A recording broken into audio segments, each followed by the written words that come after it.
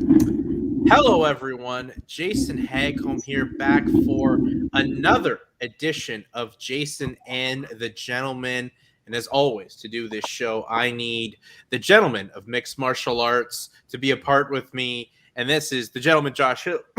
Excuse me. Oh, there Josh, it how are is. you doing? COVID. That's the vid right there. Yeah, it's the vid or some dry mouth after some Christmas cookies early on. Oh, the peppermint cookies you're having, eh? Yeah, just wrecking my throat already. What's going on, How, dude? Not too much. More importantly, how's things going with you as you gear up for your return to the Bellator cage in about 2 weeks' time? Yeah, 2.5 weeks. Yeah.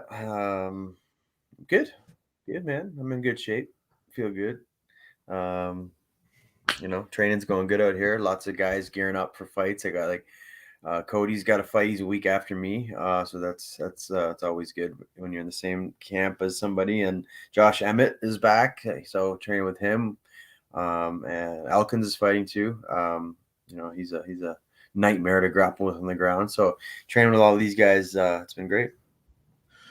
Well, that's always great to hear. And obviously, Alpha Male's got just a room full of killers always. So I always know you're getting the best and good training in as you gear up for this return here against Jared Scoggins in 2 weeks' time, as the final Bellator card of 2021 is fastly approaching. But before we get into what Bellator did last weekend as well, let's look at the UFC, Josh, because this was a card that kind of flew under the radar, and where you're at right now started super early, started at like 11 a.m. or even earlier than that, I believe, with the time change for you. But I mean, for a card where we had a great main event and one that definitely delivered, I thought this card was, for a fight night, a very simple, easy, enjoyable watch with actions galore in every fight that took place this past Saturday. Yeah, we were training, and we started right after we finished training. We got just in time to see Song's fight, right? Because he's from out here. So we tuned in for that, and then obviously that fight went well. Went good for Song. It was a nice, head kick to rock him and finished him off with punches. He looked great, and then I watched. And then I drove home, so I missed the next one, and I ended up watching. Who's the co-main? It was Marcos Hogario de Lima and Ben Rothwell. Right. Okay, I saw that. That was like 10 seconds, right? Yeah. Which was crazy. And then I saw a little bit of the Felicia Spencer one, and then but then the main event I watched as well. Yeah, I mean, this card just had action really all throughout the night. There was like one decision, and that was the Courtney Casey versus Aliana Jojua fight, which did have implications, as Jojua is now no longer in the UFC. So quick to the gun are the UFC to make some changes there. But the main event, Josh, this is really what we were focused on in this card. Max Holloway's coming off just that crazy performance against Calvin Kattar back in January, and he's taking on a guy that, definitely not the same level of striker as Max Holloway, but he's Yair Rodriguez. He's kind of crazy. He can take some punishment and, land an insane elbow or punch or kick, with a second left in the fight and win it, much like he did to Chan Sung Jung back in 2018. And I just thought this fight was insane. Just the output once again from Holloway is crazy. Props to Yair Rodriguez for having a chin to take some of those punches and as well absorb the damage. And Yair, I thought, had a good strategy. He was working with the leg kicks, so much so that he had his foot, balloon up like 3 sizes too big. And I thought, fought a very competitive fight. And even though he lost the decision, his stock, I think, goes up a lot, especially in a 145-pound division where it's really Volkanovski 1A, Holloway 1B, and then really everyone else kind of just jockeying for position. Yeah, I think first of all, it was an amazing fight. I think Yair is his skill level, striking skill level is the same as Holloway's, 100%. It's just a different style of striking. Max much more boxing oriented, volume striker, and Yair, much more kicking oriented, spinning attacks, things like that. So I think both are at the top of the game as far as striking, just very different strategies. And going into it, like I knew Yair, flashy, had some crazy shit. I picked Max to win later. I thought Yair would have a strong first round and then tend to fade. And I thought Max would just kind of overwhelm him, maybe the third, fourth round. And then when I watching it though, dude, I was like, that first round, I was like, man, like the leg kicks that he was absorbing and landing on Max, and him having to switch like that calf kick a bunch of times. And if you ever take one of those, man, like you feel 1, 2, kind of like it might take you out of the fight, even if they land flush, So for him to absorb those, I was like, I don't know if he's gonna be able to continue this shit. And he did. Like Max is tough as nails, dude. Like I don't pound for pound, there's not many tougher than him there. And for him to absorb that and make the adjustments and continue the pressure was crazy insane. And credit to Yair for having the juice and the gas to go all 5 rounds at that pace, and it wasn't just striking, man. They wrestled, they grappled. So it was, if you want to watch mixed martial art, that's a perfect fight to watch just because it showed everything, skill sets from all assets of mixed martial arts to heart. Amazing fight, man. How'd you score the fight, Josh? Because I scored it pretty much 4 rounds to 1 for Holloway. I gave Yair the 5th round. That was the maybe most clear round you could give him. And I know the first round is close, but I thought the damage Holloway did in the first round was enough for Max to win that first round on my scorecard. Oh, no, I gave the first round up to Yair all the way, man. As far as damage, man, like he battered the shit out of his leg badly. You know what I mean? Like that's another thing. Like judges, like I hate to be a judge, but like they don't take as much stock into. I think it's only headshots they look at, right? Like, man, I will take a jab all day in the face rather than a flush leg kick. You know what I mean? So yeah, I scored it 40, 48-47 then. 48-47. Yeah, I gave the first and the last round to Yair, and then I gave Max 2, 3, and 4, and 2 and 3 for sure, and then 4 it was like Yair started to get some steam back, and he was kind of in there, but it wasn't enough. I gave Max the 3 rounds in the middle. Yeah, I think in that middle portion of the fight, for sure, Max came on super strong. And if anyone didn't have the durability or the chin that Yair Rodriguez, he probably wouldn't have been able to withstand that punishment that Max came out with. And then, after the fact, like I said, Yair's stock rises, but there's Max Holloway right now. And he's kind of sitting in this interesting spot where he doesn't seem too interested in fighting for a third fight for the featherweight title, though Dana White does. Seems like he's more very interested in that. Max seems like he's got options at 155. He's kind of marketing to get the second fight with Conor McGregor. But I mean, good on him. Like, call your shot while Conor's, getting healthy, and will come back probably by the middle of next year. So I see what he's doing there. But I mean, I want to see like a third title fight, honestly, right now, for the sake of the featherweight division, especially after that performance Volkanovski's coming on. I think you got to make that fight next, because it's really just those 2 guys that are the top 2 featherweights in the world, and they really need to have this trilogy fight. It's a trilogy that makes sense as well. Yeah. Because who else behind Max could you give a title shot to right now? There's really nobody. Tiger just lost. Max just beat Yair. What's his name? Max just beat Cater before that. Who else is there? I mean, where's the Korean Zombie at? He just had a nice win, did he not? I don't think you can give Korean Zombie one just yet. I'm just saying, like, as far as who was, he's ranked right now 4th in their rankings. Yeah. He'd be an option, but I just think you really want to see Max because of what Max has done. Like, just the output, the skill level he's brought in 2 fights this year. Yeah, and how far apart they are. I mean, it is probably the right fight because I know he's 0-2 against Volk, but like the second fight could have went either way. It was very close. I mean, in the first fight, I thought Volkanovski won fair and square, but yeah, they were both very competitive though, both very back and forth. 10 rounds between the 2 of them, and they're right here, right? So yeah, it's hard to sell a third fight sometimes just because of it's 0-2, and I know we watching it, like we know how close it is. That's why we were invested, but the general public might not be as much because it's the third time around and it's not 1-1. That's all. I think the biggest reason we see this fight is because Dana White wants to see this fight because he's shutting down any ideas for anything really with Conor McGregor. And in a way, Dana is right. Like, let Conor get healthy before you can, and get cleared before you can even kind of play matchmaker or blueprint what you want to see for Conor McGregor.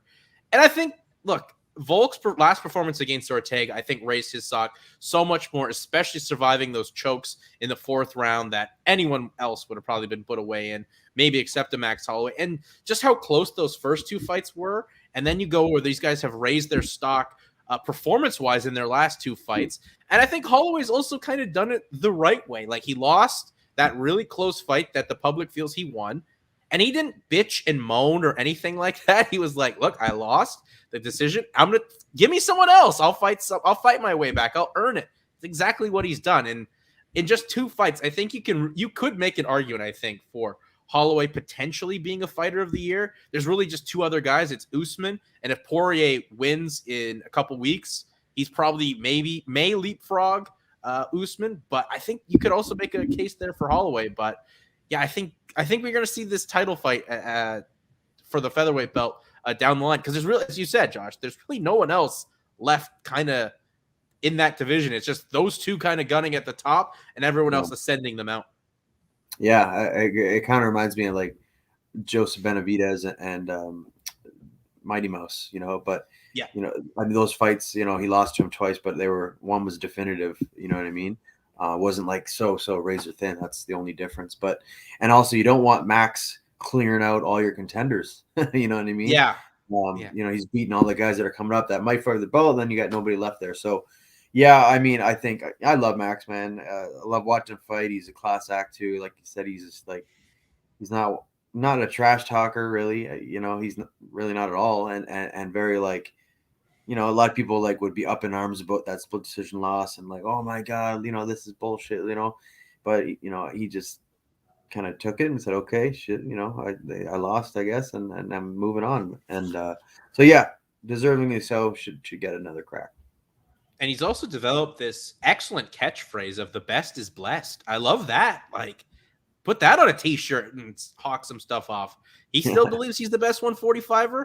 He's not right now, according to who's got the belt, but he can make the case, and he's got this great catchphrase all of a sudden, which you gotta love, especially after those two insane volume output fights he's had.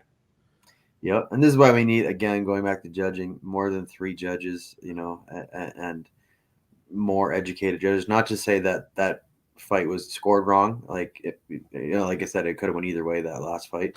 But yeah, I always say 5 judges, man, around the table, around the octagon, around the cage. Just the more eyeballs judging it and the more opinions, I think the better, instead of just 3, possible doofuses that is the coin toss, Well, yeah, for sure. I think for any other fight could have that argument, but I think this one, I thought they got it right. It's the first one's kind of just subjective. I understand what you're saying in that. Yeah. I thought the first fight was like, I scored it 100% for Volkanovski. No. I mean the first round of Yair and Holloway. I thought we were talking about there for a second. Yeah. Oh, yeah. That's very subjective. But yeah, but like, what are we looking at, right? Like, what scores more? We don't know. Like I said, like, we never actually came out and said, okay, if this guy lands a jab and this guy lands a low kick, what's the better score? What's a better, we don't know that. So what we score on though? Damage. And when Yair's face looked like that kind of swung. Yeah, but guess what? When you can barely walk and your leg is fucked, it's like, I don't think Holloway was in that barely walk situation though. Well, I mean, Holloway it didn't show it. He put on a great poker face and he's tough as nails, right? But like, man, I'm telling you, we don't attribute body shots. We don't attribute leg kicks nearly as much as a face shot. And faces mark. Some people mark way more than others. You know what I mean? Like, look at GSP. I remember he always marks up bad. You know what I mean? And then there's some guys that just like don't. Anderson Silva, never see him freaking messed up. You know what I mean? It's just like. So I get it, yeah, damage like that for sure, but like there should be more than just, the cosmetic looking, damage. I agree, but unfortunately, that's kind of the letter of the law there. But I think I totally agree with you in the sense of, especially in a sport where if damage is important and there's different kinds of damage, especially the leg kicks and how important that tool has been over the past couple of years here in MMA. I definitely agree with that. But anyways, Holloway win. I agree. Holloway wins. We move on. We kind of wait and see what his situation. And then, in the co-main event, which you did see, it was that quick Hogario de Lima over Ben Rothwell. And I think that's, not as much the story here. Like a win for Hogario de Lima, but it's Herb Dean stepping in, stopping the fight, and then kind of backtracking and confusing de Lima. And this is like the second or third time we've had like a weird or bad stoppage from Herb. And Herb is one of the best refs in the history of the sport. Yeah. But he's definitely like lost his confidence or just been a little too gun shy. And I don't know what's wrong with him, but maybe he needs a refresher. I don't know, but you can't be like stopping it and then wait, what? And then, he jumped in, right, and put his hands on him. And I've had that happen to me before, where like a ref touched me, and right when I like kind of felt it, like they say to do, like stop fighting. So I stopped for a second, and then he backed away, and it's like, well, shit, like now what am I doing? Am I fighting or not? And it kind of screws up the rhythm, right? Like you could be one punch away from the fight being done. So yeah, it's tough. You can't touch the fighter unless you're 100% sure that fight's over.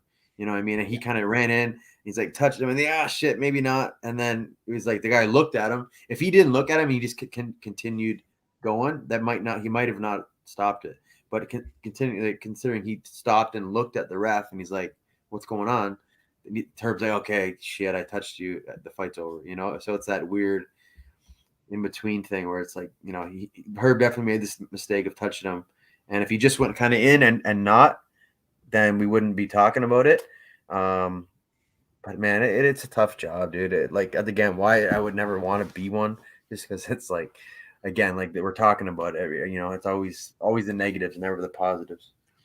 It's a thankless job for sure, but it's someone where it's Herb Dean, and he's, one of the most respected guys. He's made some, quick stoppages that have, saved a fighter's, career. Look at the Tim Sylvia arm break that Mir had on him.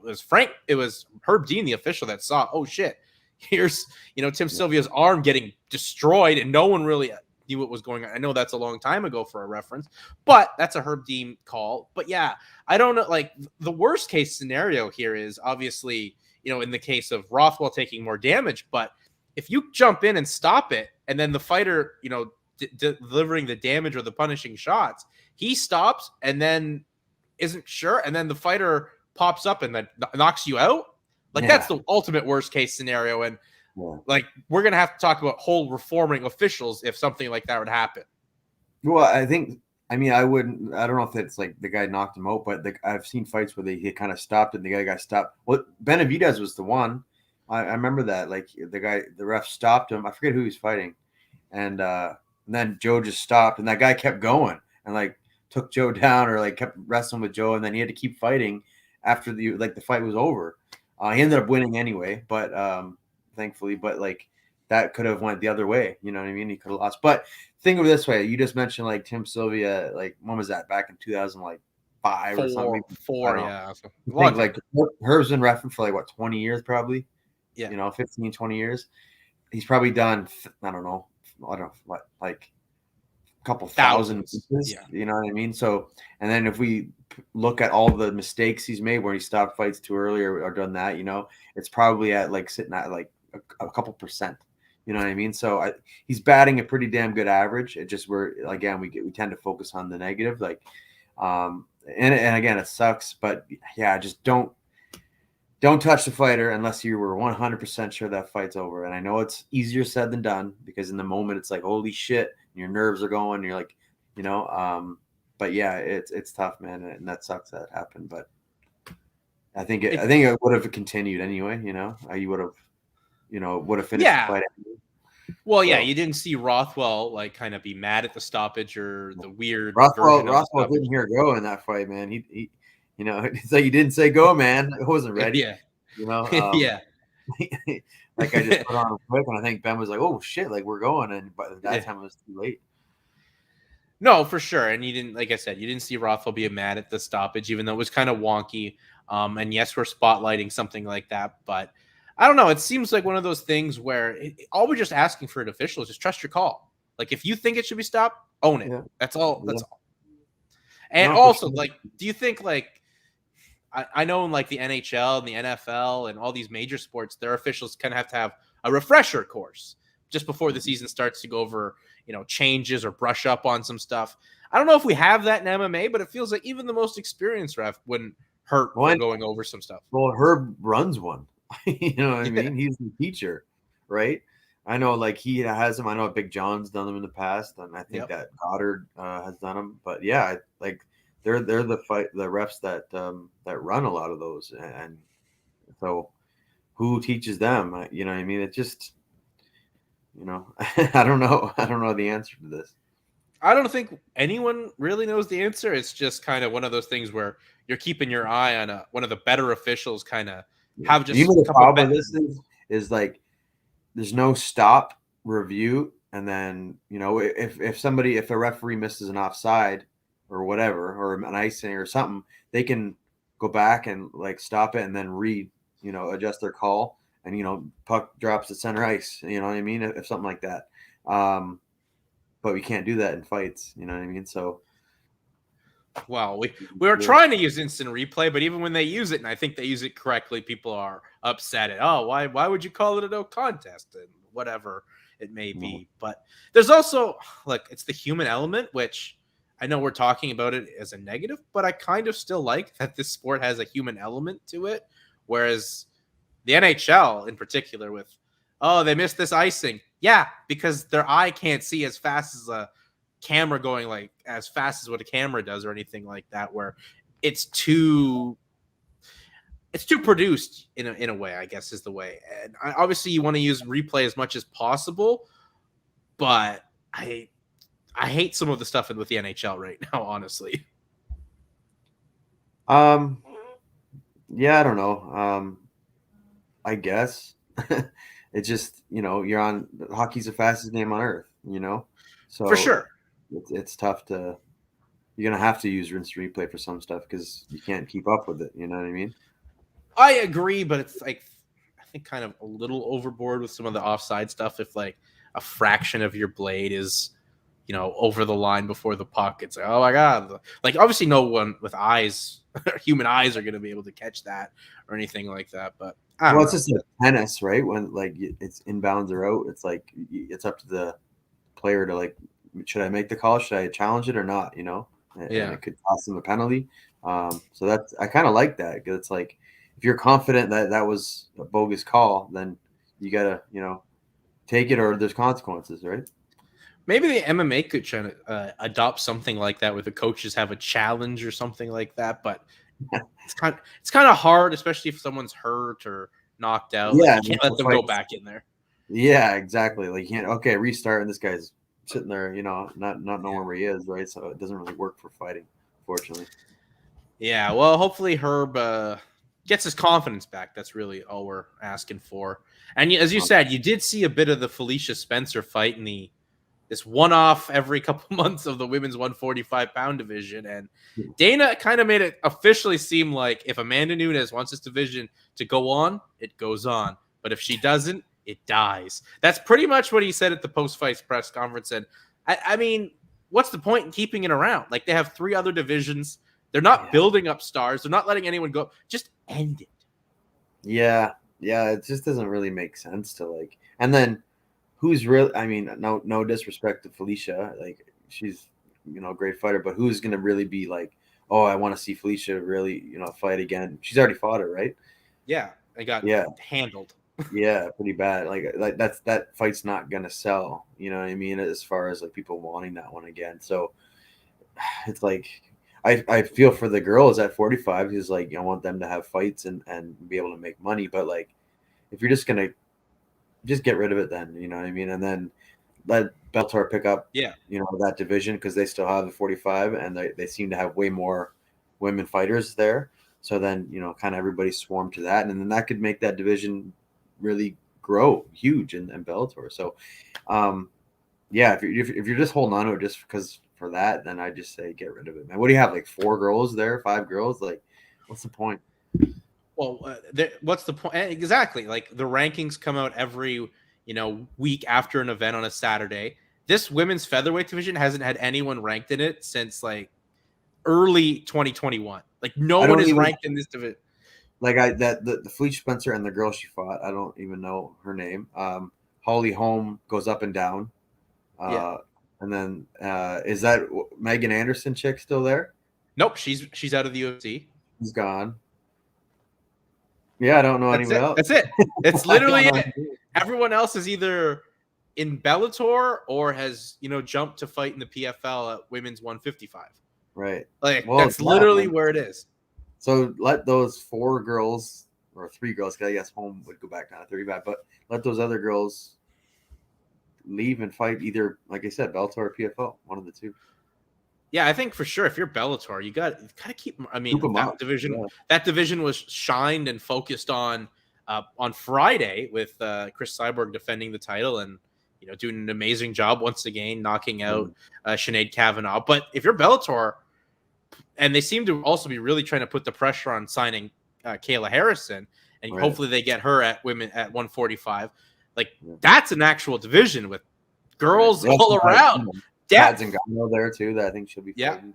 So they have some actual depth there with some possible good fights. So yeah, why not build that division up because they already have something there.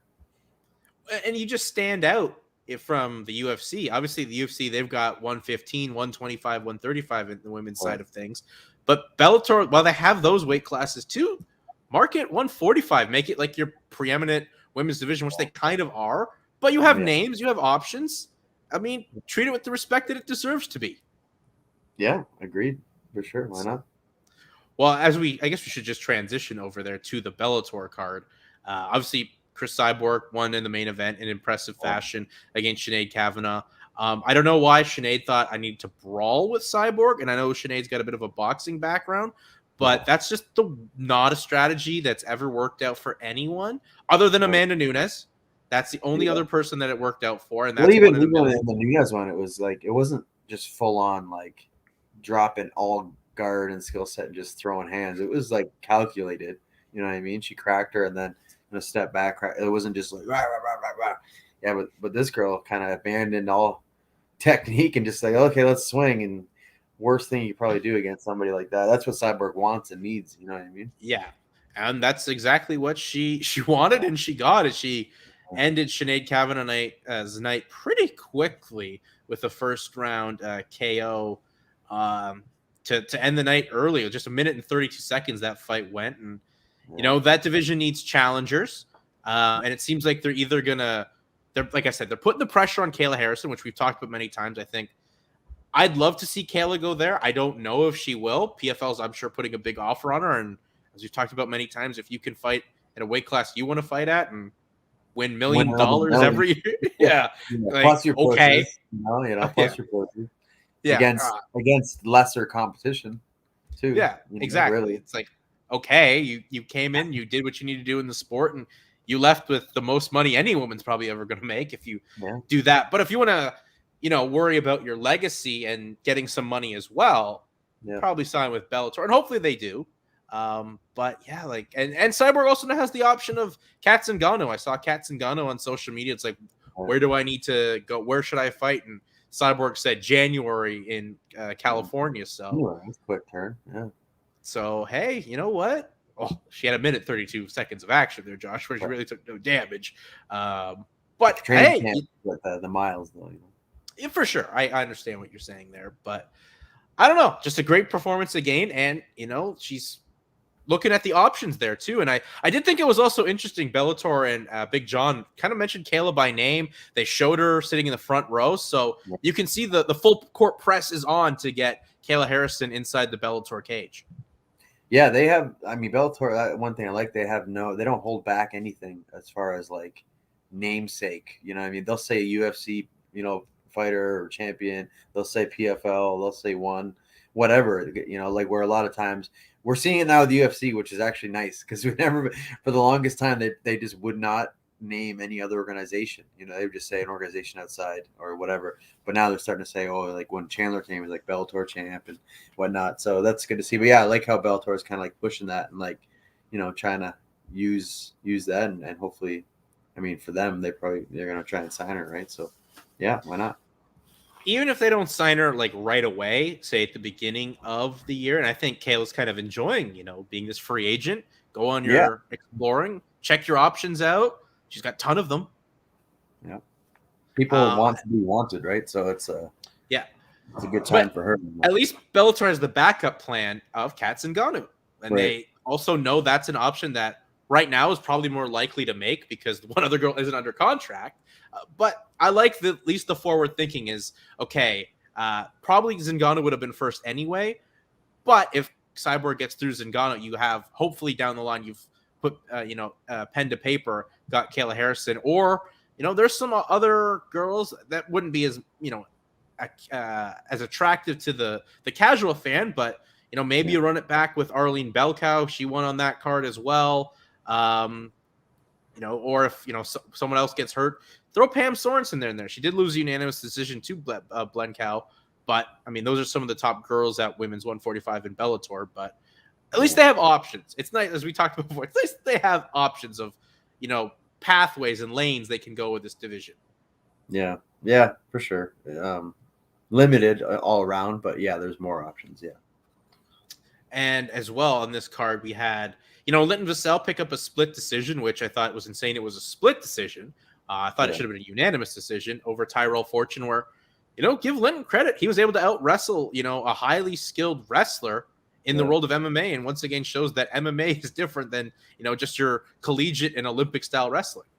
Way different, man. Way different. I've seen in the practice room many times, like the decorated actual wrestler, once you add punches and kicks and knees and all that kind of shit, jiu-jitsu, it's a great base, but it does change the game. It's not the same shit, but yeah, that was impressive. And then, of course, the other most impressive thing on the card was Aaron Pico. Probably put his most complete performance together inside the Bellator cage, giving Justin Gonzalez the J train getting a little derailed, getting his first loss as a professional. And this is all the work and preparation Bellator has put in on Pico. It's finally paying off, and they really look like they have themselves a real guy that could hopefully challenge AJ McKee at 145 if AJ stays there, and I hope he does, because that'd be just another fantastic fight of two Bellator's homegrown guys. Oh, that fight would be bananas, man. Yeah, Pico just got pushed too early. That's all. You know what I mean? The guy is an amazing talent. And I think just early troubles. I think he's kind of figured it out now. Figured out the mental part of it too. The guy's a well-rounded fighter, and he's putting it together. And yeah, I think he's definitely going to be a world contender, world champion, world contender very soon. I think he's pretty much there. He just needs to be given the opportunity. I think he's learned from his mistakes and learned that I am a much more technical guy. Both I can wrestle you, but I can do it on the feet. I don't need to get in these brawls that I'm just getting clipped in. I think that was part of it. He just kind of wanted to be the super entertaining highlight guy, which you are, because you can get those highlight reel knockouts. You just got to take your time and put it together, because when you go looking for the knockout, it's usually you that ends up getting knocked out. I think you're just lacking it defensively sound. That's all. Yeah. He's so much offense, but when you have a guy that's sitting there like the one with Corrales, when Henry, you know what I mean? Like sometimes those guys go down, and if they don't, they're coming back. And if you're not defensively ready, then that's what happens, right? I would like to see him fight like a what's his name, Borix or somebody like that. Yeah. That's a top guy in the division. That kind of be like a number one contender fight, and because I don't know what's going on with Pitbull, if he's going to rematch or what. I don't know. Maybe amongst those four guys, he's got to fight one of those guys, like a big name, Yeah, I'm not sure what is up with Pitbull yet. I think he wants the rematch. I think it's all about Bellator getting that figured out, because I would like to see it, especially again. I thought the first fight was really good, and if anyone deserves an immediate rematch, it is Pitbull. But that hasn't been dealt with. But I just think when you look at these cards though for Bellator, Josh, they've been signing. They like last year they signed a lot of these guys that was a nice mindset change from just we'll get these regional guys to come in. And they're really putting together solid cards all around. There's like talking points coming out of these Bellator events, but they're all more positive than, oh, that show took forever or whatever. It was just a one-fight show.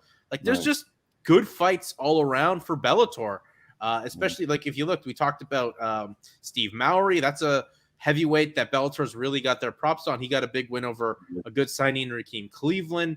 I know I put over Muhammad Fauzi Sebi. He just, one of those things where you fight a guy stepping up in competition and not a can. That Bellator really isn't doing that stuff anymore. It's going to be a learning thing, but I hope they bring Sebi back yet again. Yeah, I mean, hey, look at Pico, right? Look what happened. Yeah, exactly. And hey, people can lose, man. This is MMA. It's so easy to lose. That's what's crazy about this sport, and that's why we love it. And anything can happen, and just because you're like a highly touted prospect doesn't mean can't be your, might not be your night that night, and then might run into somebody that stylistically is a bad match for you, or whatever the case, or just unlucky night. But yeah, all I got to see was like the highlight finish. I didn't get to see the fight though. Yeah, well, I mean, it was a pretty good show. I had to watch it a little bit later, and God bless the Bellator on YouTube here in Canada, because I only got to see the first prelim for the hockey game I was doing started. But nonetheless, because they don't have it here, right? Because I'm in the States, right? So I'm missing the YouTube part. But like I watched majority of the prelims. But did you see the jump switch knee knockout? That was beautiful. Oh my God, yeah, we need to talk that over. Roman Feraldo, not only like hurting your opponent, but then like going like a Mortal Kombat character, like I'm coming for you, and then bam, there's the knee, and you fall back. It was unbelievable. Babe Ruth, man. The Babe Ruth calling the shot. Yeah, clipped him with the left hook. You could tell he was hurt, wobbled him. He just kind of like, I got you, and yeah, beautiful jump switch knee, right on the money knockout, like, and just crazy highlight, man. And that's just good to see more depth. And then when you look at depth, especially on your card coming up in 2 weeks time. Yeah, obviously the main event, Pettis and Horiguchi, but Emmanuel Sanchez, Jeremy Kennedy. Nice to see Bellator pick up Colin Huckbody taking on Johnny Eblen. That's a good one. Johnny Eblen too. He's been doing Bellator. Bellator's definitely at least going for it and trying to change the mindset and the perception that's been after. I mean, we've talked about this before, but it really feels like their hard work's being paid off right now. Yeah, it doesn't just happen, right? Like on one card, or it's like it takes time, and like anything, it'll probably take a couple of years to finally really, build up what they want. And I think they're doing that now, and they're in the middle of it. And yeah, man, it's growing. Like what's his name too? That other fight. Well, it's that lightweight now because he can never make weight, but he's pretty like JJ Wilson. That's who it was. He's on the card too. Yes, he's fighting somebody good too. Can't remember. JJ, yes. I did see that he is moving up in weight, but I thought that should have been happened a while ago for Mr. Wilson. He is now fighting. Yeah, he's fighting Alfie Davis on that card. Davis, that's right. Alfie Davis is good too, man. That's a good fight. Yeah, I mean, plus just the mixture of talent from around the world, whether it's, yourself and Jeremy from Canada. They got, Oliver Enkamp from Sweden. Alfie Davis, you said, the Brit, like the Russians they've brought in. I mean, they're really trying to make a run at this here of at least being a difference maker and being another solid option for fighters, and not just the UFC rejects place, but you can be a great prospect and get in here, or, you can just earn your opportunity through the, having some fights in the UFC or whatever. Like Kai Kamaka's on this card. That's a great signing for Bellator. That's a great signing for Bellator as well. I'm surprised that they cut him or whatever happened there. I don't know if he was just released or if his contract was up, but like that guy kind of got like that one, the decision he got screwed on, and then there was another like a split, right? That he got. It was more so that fight that he got the split that changes your trajectory from being 2-1 in the UFC to 1-2, and you put the pressure on you. You go 1-3, you're out. Right? Is that what he went 1-3? I believe he went 1-3 because he won his UFC debut. Wasn't there like a no contest or something? I can't remember, but it was a draw. A draw, maybe that's what it was. Yeah. Okay. But yeah, anyways, watching the guy fight, man, he was good. He's great. So yeah, that's a good signing for Bellator for sure. A huge pickup, right? But I just once again, it's like, you know, a judge messes up a guy with a scorecard, right? And then you're out of the UFC. But you know, he's got a second home here in Bellator, and I think he's going to make the most of it. He's now a guy that he can put on the exciting fight and be another player at this 145-pound division. Yeah. Yeah, 100%. There's a lot of, like, we've just named a whole bunch there. I think he's a good addition to that mix. So, yeah, well, you know, there's a lot of MMA on that's been going on. Obviously, Bellator on that 2-week break before you step back in the cage, and they kind of close out with a very exciting card as we just kind of ran through, but especially with Pettis defending the Bantamweight title against Horaguchi. I think that's just going to be as fireworks all around. Who do you think wins? I gotta go with Horaguchi. It's the Gooch. I can't bet against him. As good as Pettis looked in the Archuleta fight, I just can't bet. I can't bet against Horaguchi. And in a way, that kind of makes Bellator's matchmaking like that's the easiest decision after. Okay, I guess it's Rafion Stotts next. Then, I don't know. What do we do here? Like the Stotts, like you have to convince him to fight. Like he'll do it, but it's never fun when you fight a friend and teammate. Yeah, I was just had an interview about the whole landscape. Yeah. Pettis has looked really good. He surprised me against Archuleta. But I still, if I had to pick, I would pick Horaguchi. I just think he's got more tools and kind of been there and done that. Yeah. But yeah, if you're Bellator, you probably want, I wouldn't say they probably want Horaguchi to win, but like, it'd be easier for them as far as matchmaking, like you said, because then you have a clear contender ready to go in Stotts. But if Pettis keeps the belt, then like, what do? Do you give Stotts like Archuleta or mix, or you know what I mean? Or would you just, or I don't think they're going to fight each other unless it's like for a big amount of money. I don't know. Stotts seems like he will do it because obviously the end goal for him is to be a champion, but that's going to suck and kind of damper a friendship too. If you beat a teammate and someone that you helped get ready to win that title, it just makes the things messy at a gym, right? Like it's the biggest part's the logistics of it. So like the coach, who's he going to corner? Who's he going to coach throughout the camp? And like, are they going to train together and prepare for each other? You know what I mean? It's like, or does some person have to leave? And then like, that's kind of like a disadvantage because you're going to a new place. So yeah, it's just the bantamweight version of John Jones, Rashad Evans, right? Like they were both at Jackson Wink, and then they kind of latched their cart to John Jones after he won the belt, and then look what happened. It's kind of like it got ugly for a while, Yeah. So yeah, it's tough, man. It's a tough spot. So I don't know. We'll see what happens. I just can't wait to see that fight, just because I think it's going to be a sensational fight. I'm sure Stotts is like wants to cheer on his teammate, of course, because it's his boy and he wants him to win. But some part of him probably wants Horaguchi just because, like, then he knows he's got a shot at the title, right? It's like very bittersweet, You should look up the poster for this card, but the Japanese version.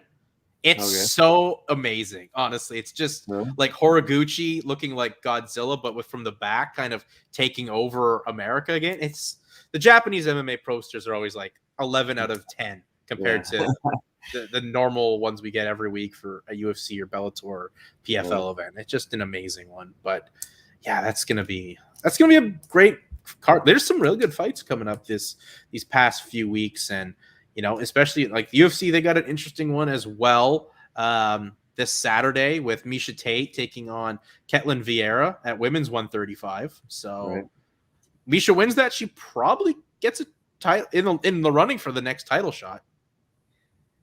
I mean, maybe. I don't know, but like the name value. Her name value for sure. Who else lines up at 35 that's like right there, ready to go other than I guess Pena's fighting her first. Pena's fighting in December. Mm-hmm. I don't know. I guess I would say maybe you can put Misha there. Aspen Ladd's there, but not quite there. Irina Aldana, sure.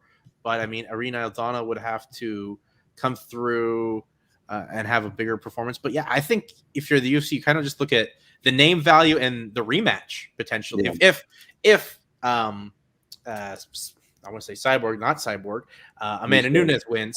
Yeah. Oh yeah. You need both of them to win for to have that happen, right? But I don't know a whole lot about that. Ketlin Vieira, Brazilian chick, right? I think. Yeah, she is Brazilian, 11-2. Her last fight though, she did lose a unanimous decision to Yana Kunitskaya, and then was supposed to fight Sarah McMahon, but Sarah got hurt, and then was supposed to fight Misha back in October, but Misha got COVID, so they pushed it to now. I think I have seen this girl fight. I'm pretty sure, and I think Misha he'll take her down and pretty much maul her on the ground and either get like a TKO or a submission. I think she's just gonna find a way to win, maybe just grind out a decision. But even if Vieira won, just looking like if she per se gets this win, then she is 3-2 in her last 5 in the UFC. That's something you can't really market towards a title shot. It's happened before, but I don't think she's at the point in her career you could be like, hey, I'm getting a title shot next. Yeah, I mean, as far as like namesake, who else really, could it be there? I always thought like they should have did the Misha home rematch, I would love to see that too. That would make a lot of sense as well. Right? Like, because they're both big names, both former champs. They fought each other. They had an amazing fight. Yeah, Home was beating her up really the whole time, and then Misha, survived and got her back at the very end there and subbed her. But yeah, I think that would have been the fight to make if I was the matchmaker. But I don't think it's got to line up properly. Yeah, well, we shall see as this kind of the intrigue of what's going on at 135 continues to develop. We have Michael Chiesa, Sean Brady. That's a real good fight. That's a real good co-main event at the welterweight division. Toughest test for Sean Brady, and we'll see how Chiesa rebounds after the loss to Luque. Yeah, we'll see. Chiesa, no matter who he fights, he's a top dog, right? And Brady has a big step up in competition, so it's a good chance for him. It's an opportunity. As well, we have Joanne Calderwood returning, Joanne Wood. She's now Joanne Wood, dropping the Calder as she married her coach. Come John on, really? That's amazing. You just dropped the Calder part. Joanne Wood. Oh, so she's Joanne Wood now. Kind of gotta get that going on in our lexicon, and takes on Talia Santos. You should have just added on a Wood, like Calderwood Wood. Calderwood Wood. Yeah. Calderwood -Wood. Yeah, that would have looked even better. And Wood, with a little square on the top. Wood times 2 or times 2. Squared. Joanne Wood squared. Yeah, perfect. We also have Adrian Yanez, who's a real top guy at Bantamweight. Yeah, he's good. Yeah, and he makes his return to the cage against Davy Grant, who's a very tough British Bantamweight. Yeah. Oh, Davy's my boy, dude, from Tough. Yeah, exactly. Fighting Davy, who's coming off a unanimous decision loss to Chito Vera.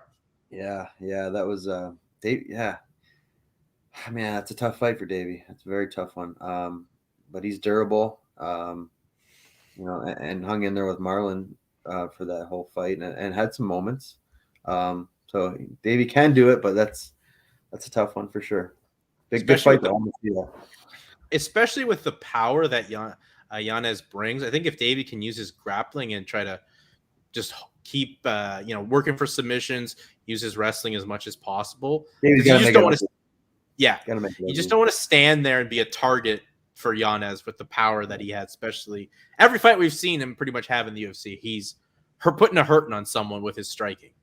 Yeah, he's got slick striking. Yeah, he's got to make it ugly, get in his face, not give him the chance to really, start controlling the distance and the timing and whatnot. So, and Davey can do that.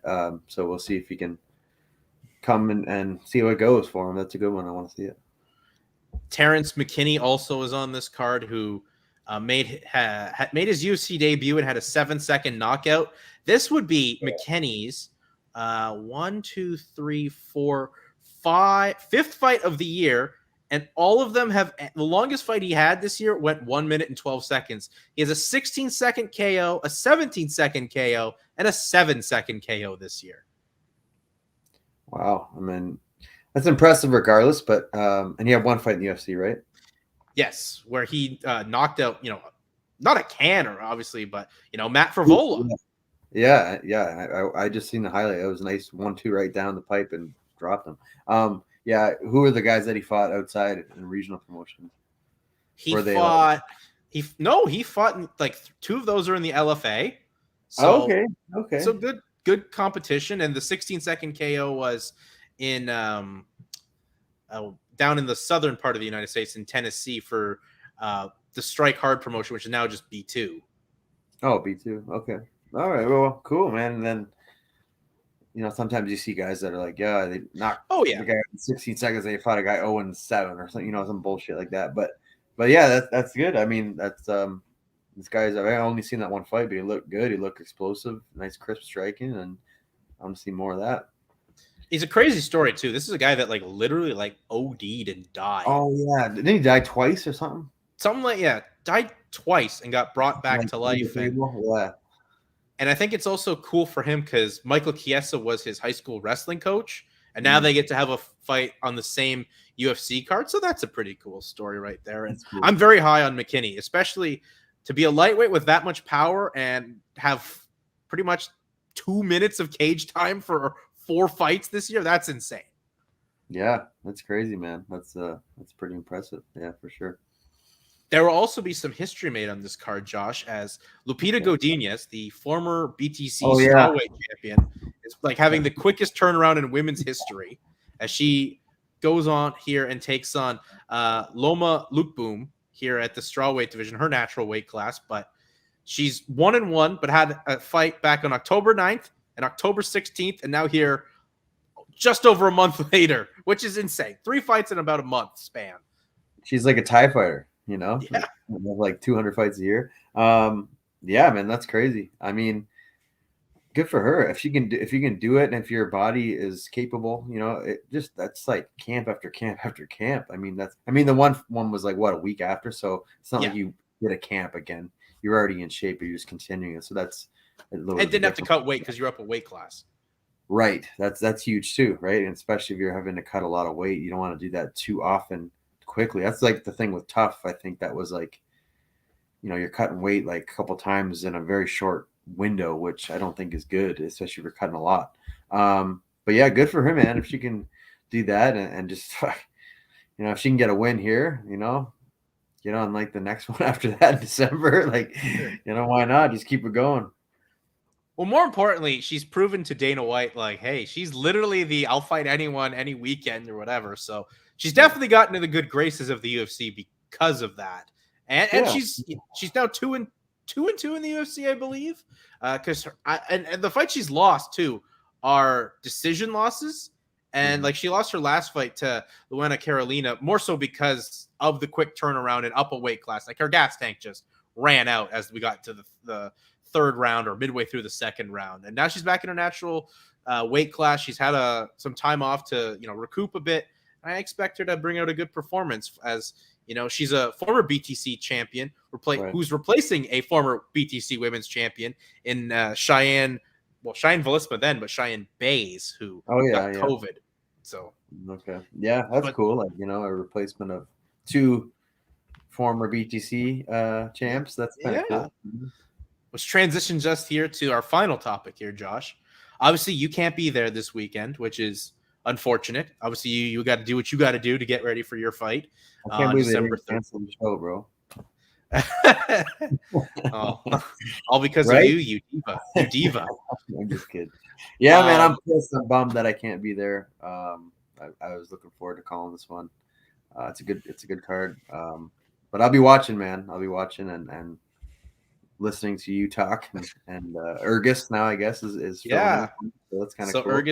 Urgasugeto will be filling in for you for this card, and guy can break down a fight just as good as anyone. But I mean, what a card to return to an arena environment with fans in Ontario. Obviously, Sarah Kaufman, Jessie Miley. I mean, for a regional card in Canada, I mean, just two of the best names imaginable to lock up. And two girls that are obviously, or two women, I should say, that are, looking to have a big statement fight to see what's next for them in their careers. Obviously, Sarah has kind of made mention that if she didn't get this fight, she may have retired. And Jessie's obviously wants to build the name of Jessie Miley off getting a win off Sarah Kaufman. Yeah, these are two girls that have been that. Miley's a Bellator vet, and Kaufman's a UFC Strikeforce vet. This is a good fight. For this one surprised me when the BTC announced it. I was like, oh shit, because I remember seeing Kaufman at the show we called in Edmonton. Yeah. And it was kind of like talking, just said, hey, what's up? But we didn't really get into it. I was going to ask her, like, what's going on. And then sure enough, she signed as the main event to fight, which is kind of cool. So, yeah, I'm bummed that I'm not calling it. I would have been like to call this one, but I'm pumped to watch it for sure.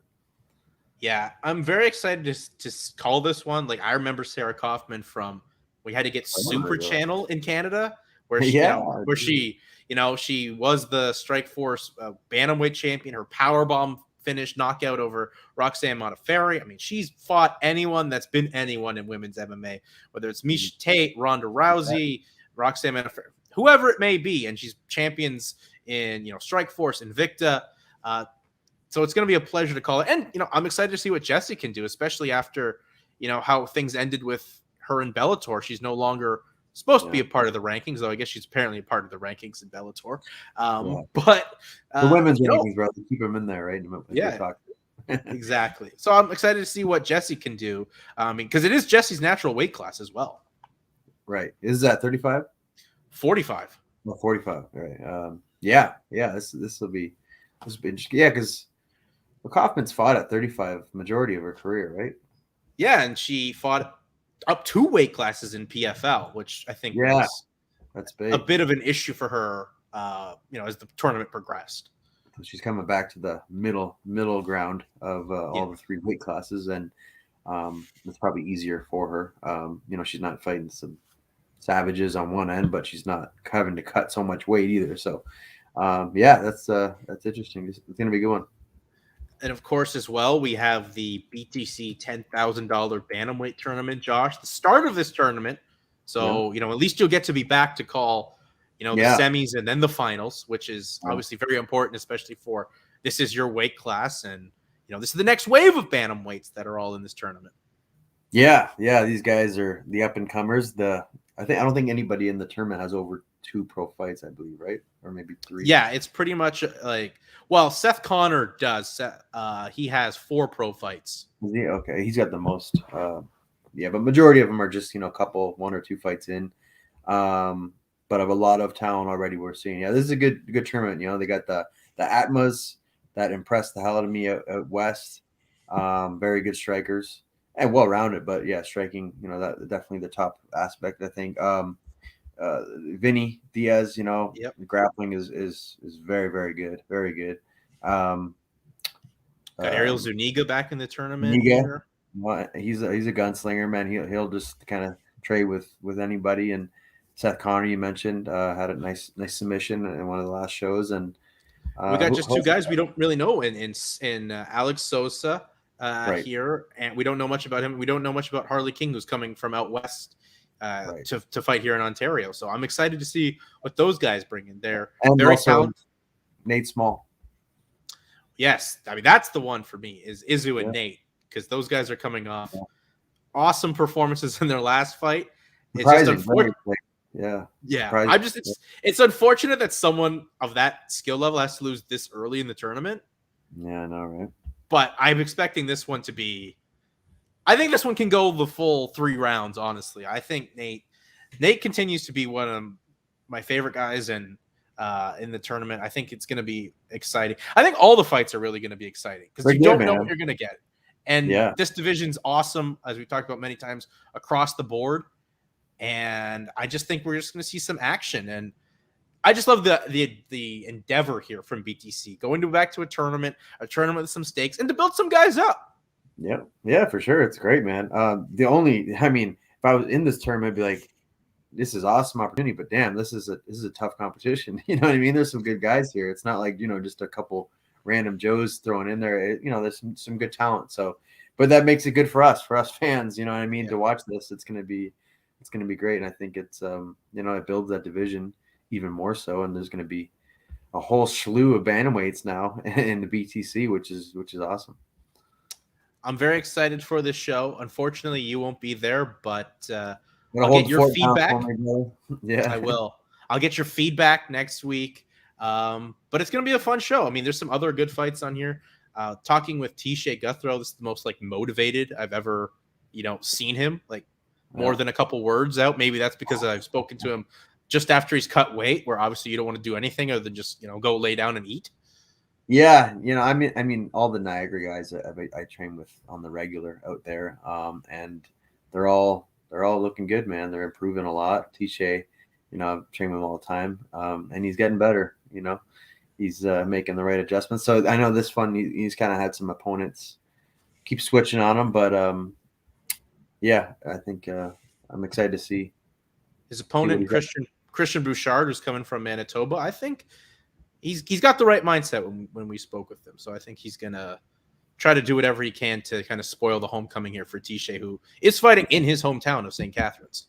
Yeah, that's the thing, that the Niagara guys, it's big for them. And not only, they get to fight, but it's in their hometown, right? So they got T-Shay's on there. There's Cody is making his pro debut.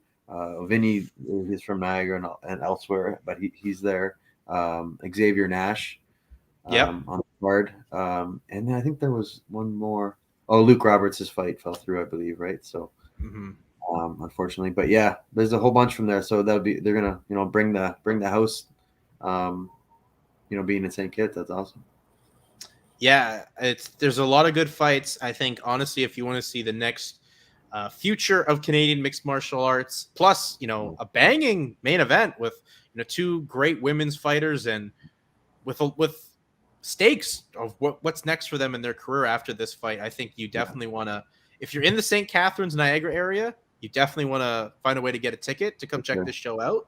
But if not, 15 minutes from my house, bro. I missed this one. 15 minutes from my house.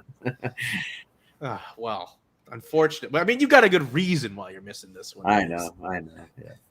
But yeah, if not, you can catch it on pay-per-view and see some of the best, Canadian mixed martial arts has to offer. It's a big weekend too. There's the debut of that Samurai MMA promotion out in Quebec, with Kyle Preplock in the main event. Yeah, Preplock, I'm excited to see him back, man. He's a good dude, good fighter, and he's been out for a long time. Yeah, I'm excited to see him back in there and get some back to work. I know that card's kind of got killed by the Quebec Commission a little bit there, and they pulled a lot of the fights, and there was a lot of melee, but it's good. Like I said, the more shows, the better. I always say that, for any shows here. So it's good to see Quebec actually having a show again, because since TKO's demise, it has been nothing. Well, Preplock taking on Michael Dufort, who's coming off a big win at CFFC 100. So he was one of the other Canadians that they brought in, and it's a good test for Dufort here, and I think that's going to be a great fight. And then you look at the co-main event, Alex Morgan, who he returns to Quebec after a win on Canada in France, taking on Majed Hamo, who we saw at Unified win their featherweight title. Yeah, and Hamo, man, he's just a tough, durable cat. I still think he's undersized for 45. Just from meeting him and being around him, he doesn't look like a whole. Looks like a 35er, I would say, but who knows? Some guys just carry weight differently. But very impressed. That fight we watched, he was getting beat up, and he hung in there, and he had the will to I think got to the fourth round, and then got the submission finish. Yeah, and come back from behind there and showed all his heart. So yeah, that's a good one. I want to see that one too. And Morgan's, he's a tough customer, so that's a good fight. I'm very excited for that. Their top end of the card, very good. For the debut of Samurai MMA from Montreal. So we're getting MMA from all across the provinces. We got stuff out west coming up in December with Unified. We got our show here in Ontario. Quebec's getting back in the game. Out east is getting back in the game. The whole one true north, strong and free of mixed martial arts right now is Canada. Good, man. It's been dead for long enough. It needs a revival here. It needs a shot of adrenaline. So that's good. I think it's got that. I think there's going to be some great fights this weekend with us at BTC. And until then, Josh, I'll let you gear up for your fight December 3rd, Bellator 272 against Jared Scoggins. We'll check it back in next week, man. Enjoy the rest of your time out there. Yeah, we'll check back in. Have yourself a good rest of the week. And, plug everyone out there because, we're getting to the holiday season, Josh. So I'm expecting some Christmas memes out there on the Instagram. Yeah, there's not as many real good. I guess there is, but yeah, I've been slacking on it. I got to get in there again. But yeah, I find I would say more like Halloween. There's a lot more, funny memes like that. But I'm sure there's a lot of Christmas ones. I just gotta look. Christmas memes or Christmas movie lists or something. I mean, there's a time. There's tons of Christmas films out there, both good and bad. There are many. There's one that reigns against all of them. And that is, what is that? Is it Home Alone? No, Home Alone is up there. It's in the top 3, I would say, but it's National Lampoon's Christmas Vacation, bro. Yeah, it's up for me. It's the Home Alones, but that's not a terrible option. Yeah. It's not like you said Home Alone 4 or Santa's Sleigh with Bill Goldberg. I've never seen that, but hey, yeah, sounds amazing. It's a horror movie, actually. Really? Oh, okay. Like Jack Frost, like one of those. Well, Bill Goldberg as Santa Claus gets possessed. Oh shit! I gotta watch this. That sounds like This is right up your alley. Horror, Christmas, Bill Goldberg. Right, yeah, 3 great things. How can it go wrong? Good. Yeah. How can it go wrong?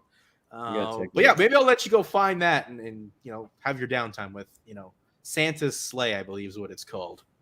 Cool. Santa's Sleigh. I get it. Yeah. Get it? Yeah, I got it. Yeah. All right, Josh. We've rambled on long enough. If you want to follow Josh on Instagram, follow him at Gentleman J Hill. For the Gentleman J Hill, I'm Jason Hagholm. Peace out, and we'll talk to you all next week.